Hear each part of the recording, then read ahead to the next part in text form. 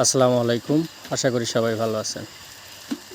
তো এখন তো তাপমাত্রা একটু বাড়তি, সেই কারণে পানির চাহিদা কিন্তু, আর পানি তো শুধু পাখি না, মানে পশু পাখি না, মানুষের জন্য। তো পানিটা এখন তো সবারই বেশি লাগবে। সেক্ষেত্রে আমাদের পাখিরও আর বয়সও মোটামুটি আজকে আমাদের এই সেটা 1000 পাখি আছে, এদের বয়স আজকে পূর্ণ হলো 37 দিন। তো এদের আগে 24 লিটার পানি হলেই হয়ে যেত, তো এখন 30 লিটার, হয়তো বা আগামীতে আরও 2-4-5 দিন পরে 36 লিটার কিংবা তারপরে আরও বাড়তে পারে।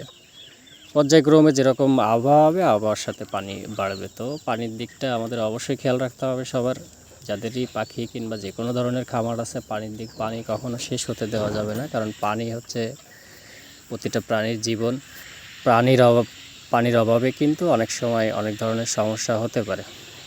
আর এটা তো ডিম, আলহামদুলিল্লাহ, এটা তো ডিম দেখা যাচ্ছে আজকে।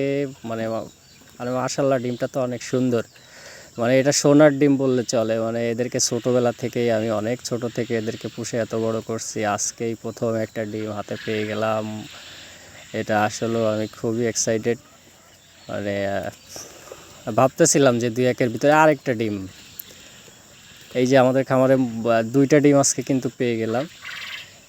তো এই প্রথম এই 2টা ডিম কিন্তু এই প্রথম এদের কাছ থেকে পাইছি। আশা করতেছি যে হয়তো বা, আমরাও ভাবতেছিলাম কয়েকদিনের ভিতরেই ডিম চলে আসবে, সবাই বলতেছিল 45 দিনেই ডিম পাওয়া যাবে।